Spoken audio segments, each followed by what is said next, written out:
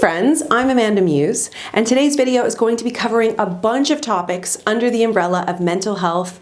I also think it's great timing to give you guys an update as to where I'm at on my mental health journey. I know so many of you have followed along with the antidepressant story, then the coming off of the antidepressants, and then here we are a few months later. So let's talk about it. But before we get started, we're gonna light this candle, which is Drunk Pumpkin. I'm not sure if you know, but Dean and I are the owners, co-founders of Friendo Apothecary, which is a candle company. And this smells so good. This is pumpkin, cinnamon, clove, and bourbon. And it is like the best smelling candle I have ever come across. And I just love that it's mine. So I dipped into my own inventory. Let's light her up.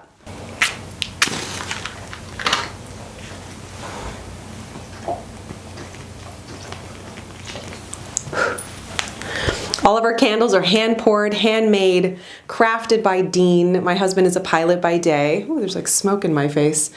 Pilot by day, candle maker by night, and we have 3 Halloween scents out right now. We have Witch's Brew, which is this beautiful orange aniseed combination. There's a couple other things in there. And then we also have Phantasmic, which is our first cannabis candle. It's not just cannabis, like there's other scents in there, and it's also just a scent, friends. There's no other properties in those candles. And we have a promo going on right now where you get all 3 candles for a bundle price. I'm gonna link everything in my description here in this video, so go check it out.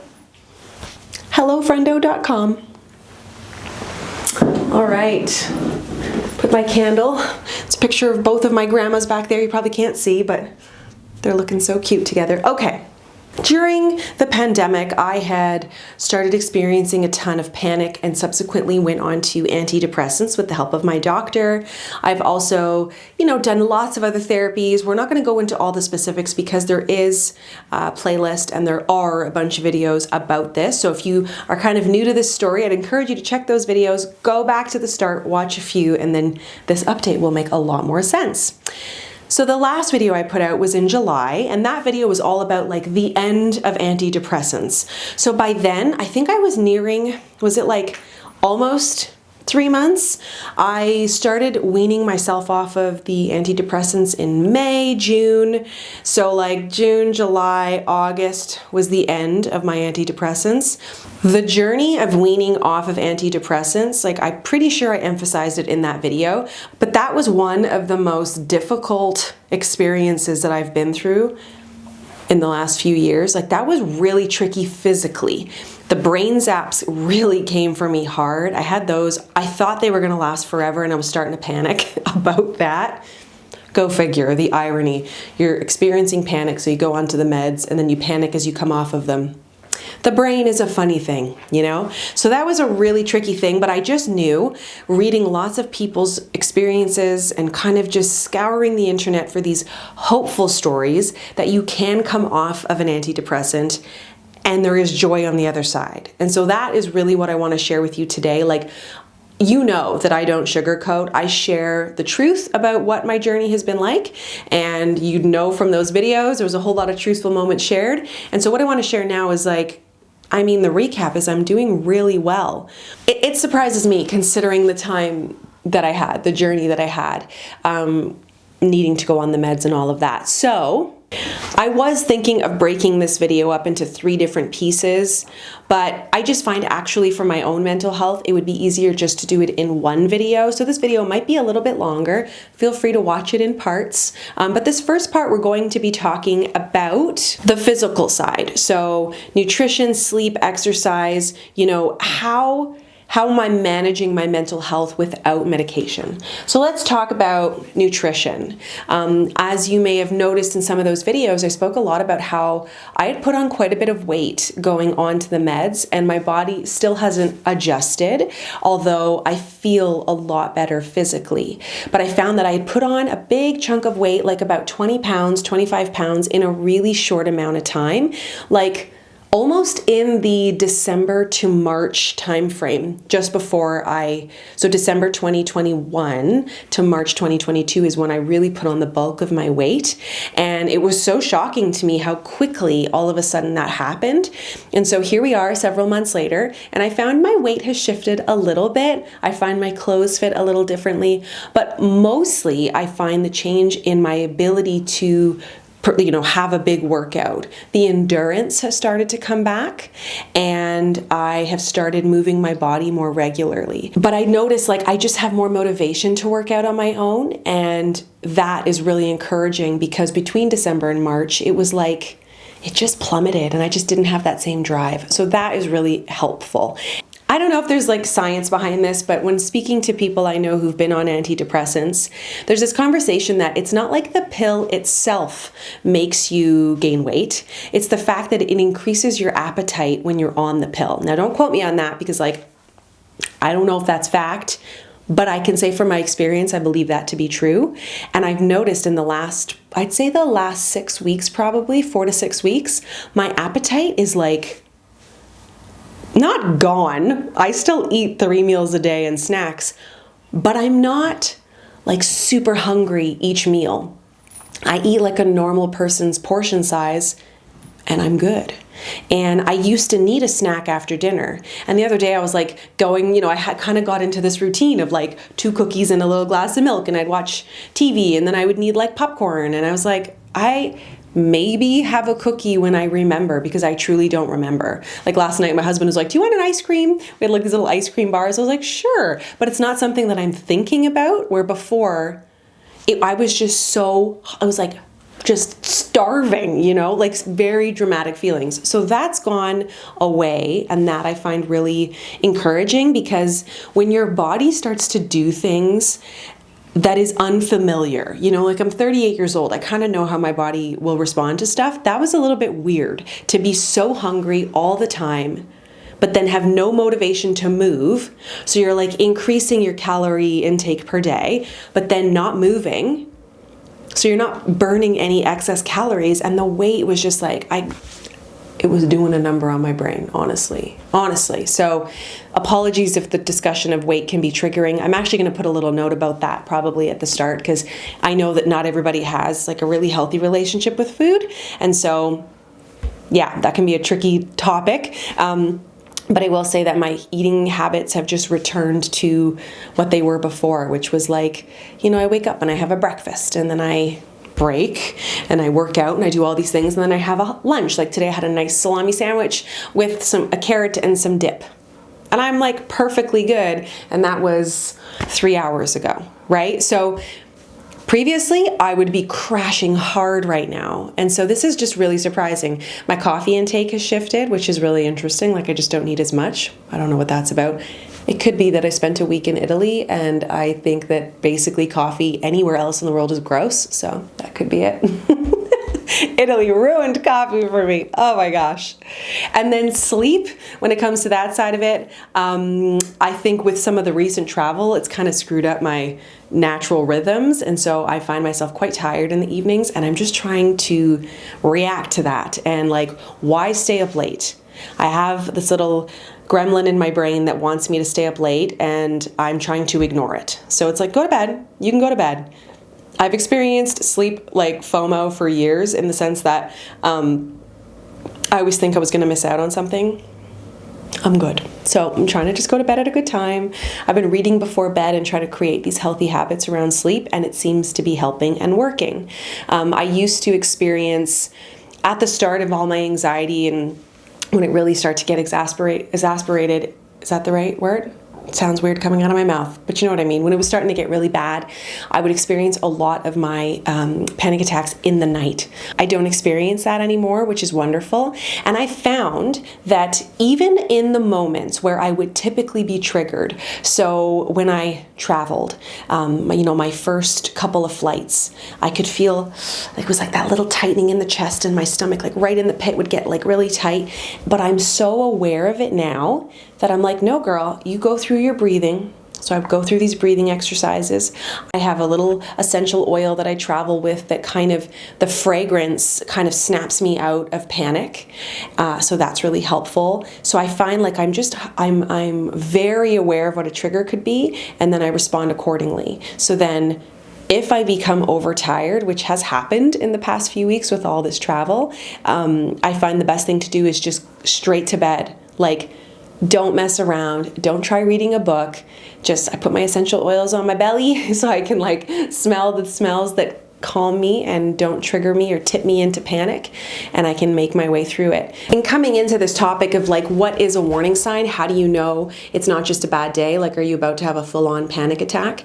I have learned that for me, the best way is to almost like snap myself out of it by shocking my system a little bit. So something I do, and I don't know if I read this somewhere or what, and I may have mentioned it in previous videos, so forgive if this is slightly repetitive, but I take cold water in my hand and I just splash it on the back of my neck and on my neck basically. Because oftentimes I'm noticing that one of my triggers is overheating. So if I wake up in the night and it's really hot, that could trip me into panic. There's something happens there when I'm sleeping. And so cold water, boom, boom, amazing. I've even had it where I had like a glass of cold water beside my bed, and the panic was kind of really increasing at a rapid rate where I didn't even feel comfortable like walking to the bathroom. Your brain does weird things when you're panicking, right? And I just took my hand in the glass of water and like splashed it on, and it's almost instant that the panic subsides and I can fall back asleep. So I feel that the message here is, a positive when you've gone through these moments and these bouts of anxiety is that you start to become very aware of your triggers and then how to respond to them.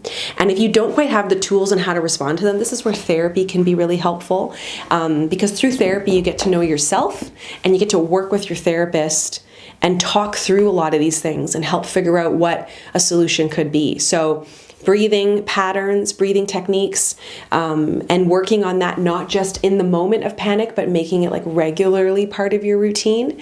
So I was working on meditation, and that was really proving to be helpful. And I find I'm not as diligent about it because I'm not as worried that I'm going to trip into panic. I feel like in the last 6 months, I've been in the situations that would typically trigger me, and then I made it through. And I was totally fine. And there's this confidence that comes from facing a fear head on, going through the moment, maybe getting a little sweaty in the process, and then making it out the other side. And you're like, oh, I did it. It wasn't so scary, right? Because for me, my anxiety is like you're fearful of things. There's a fear of insert variable, right? The second part of this, is like, where am I at with my, with my therapy, with my mental health? Like, how are we managing all the things? So I go to therapy once a month, and that has been very helpful. And there are times where I'm like, oh, I wish I did more because things come up and I would love to be able to bounce this off of my therapist.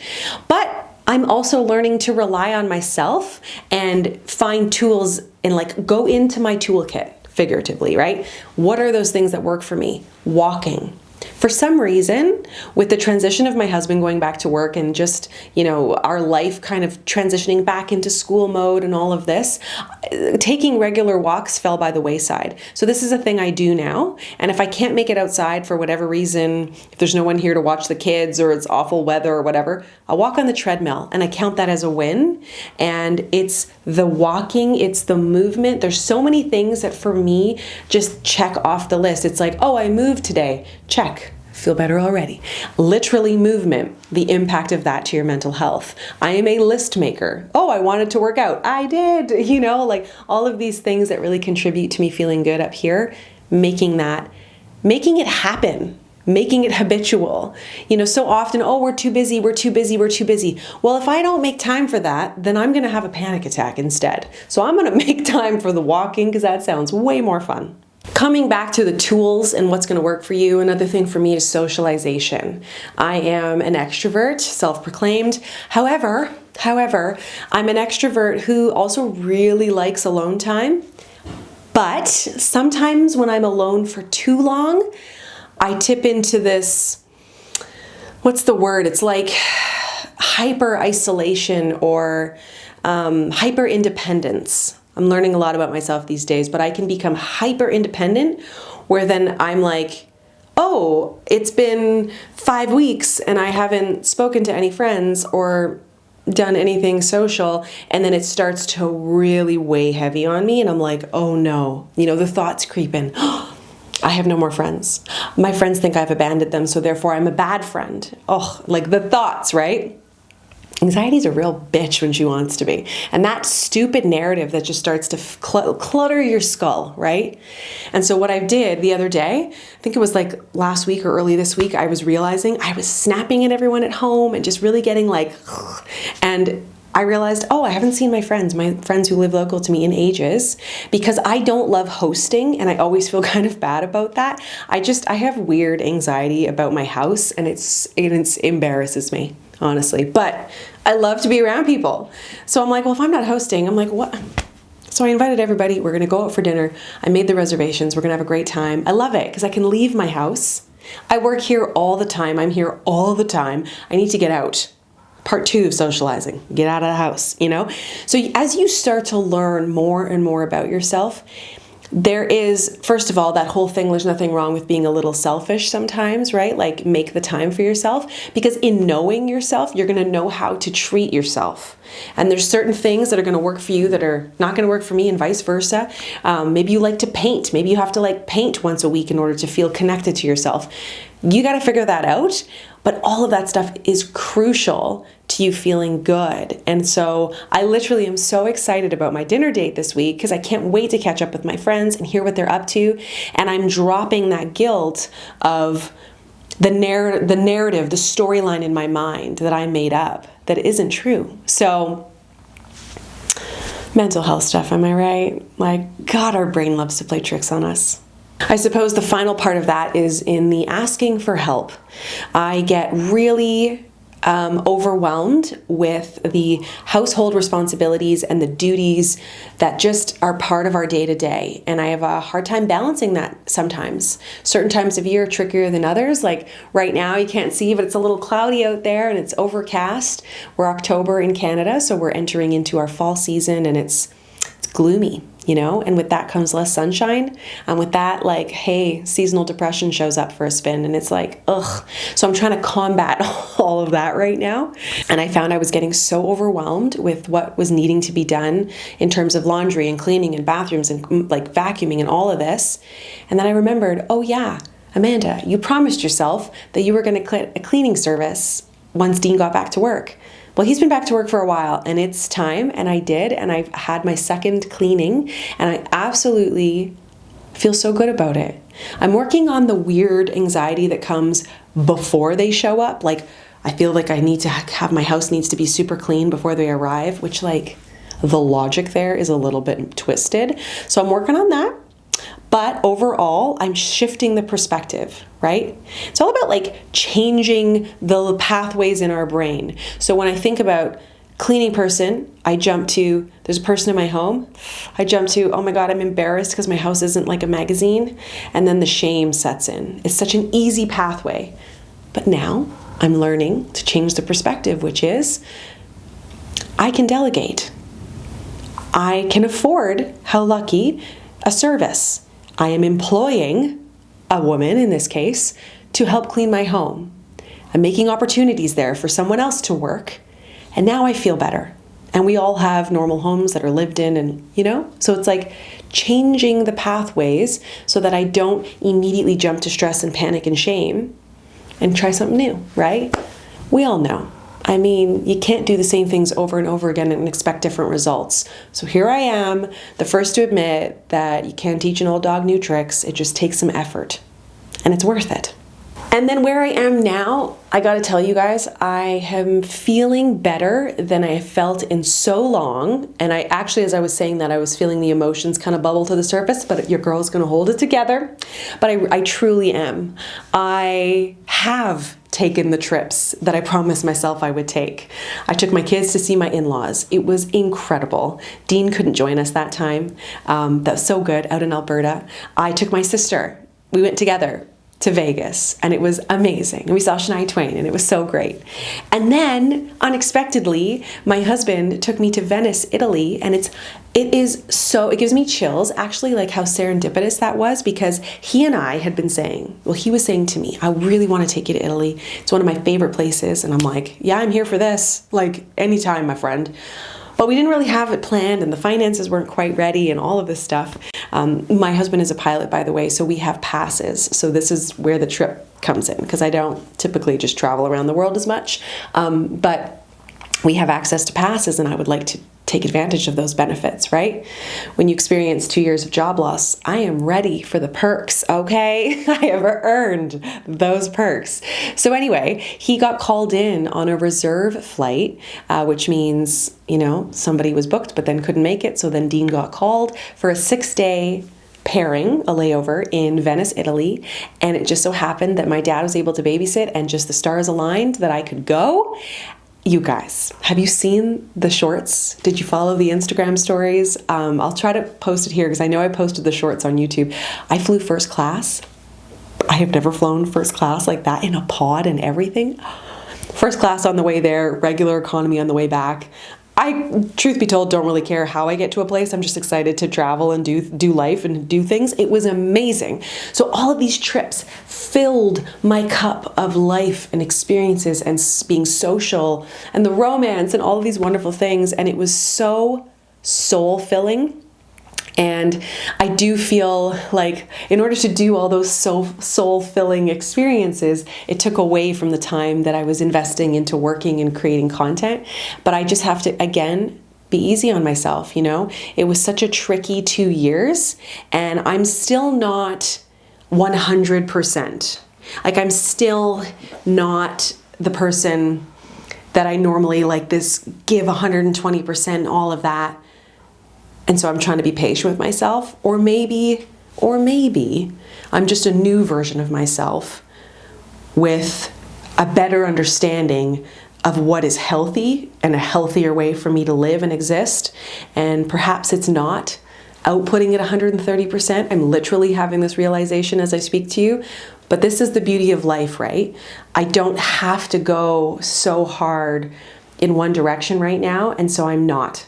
And that is a wonderful place to kind of exist in. Like, there's this privilege, there's this appreciation for life right now, and that I'm actually able to live it, and therefore I am.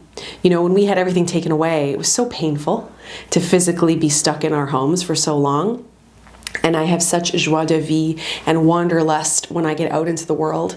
I mean, if I could even articulate what the Grand Canyon did to my brain and my soul, I can't even put it into words. It was just, it was amazing. So on that note, as you can tell, some of my cup-filling experiences, it was amazing. I feel great. I'm so proud of myself and the work that I did, that I am now in a place where I do not feel like panic rules me. I have a much better understanding of what my triggers are, and then also how to resolve some of those things when panic does creep up. Because for me to sit here and say that all my anxiety and everything is gone, that's not true. They're there. They're 100% there. I recently had to put my dog down. Can't really even talk about it because it's very emotional for me. That was really hard. Lost a family member recently. Same day, actually, as my dog. Not sure what the odds of that are, but it's very hard. And I feel physically a little worn down. I feel like right now I need a cozy blanket and a warm hug and things that fill my soul. And so I'm giving those things to myself. I'm giving myself permission to grieve and to heal. And we need to do those things, because just to keep barreling along like we're invincible and nothing can hurt us, and I'm stronger than anxiety, we are mere mortals. And so I find there's this gentleness that's kind of come from this experience. So when I feel those things, when I feel that anxiety creeping up, I communicate it, I articulate it, and I take care of myself. And that is my wish for you. If you are one of those anxious hearts, anxious minds folks like me, you know what? We just got to take it easy on ourselves. So I wish you all of the best. Keep all of those comments coming. I regularly, on the daily, get comments on those videos, that series of videos. I'm always happy to talk about mental health because it's a lifelong thing, right? The human experience. peppered with all sorts of different types of experiences. So thank you so much for being here. I appreciate all of you sharing in this journey with me and supporting me, and I will catch you in my next video. Bye guys.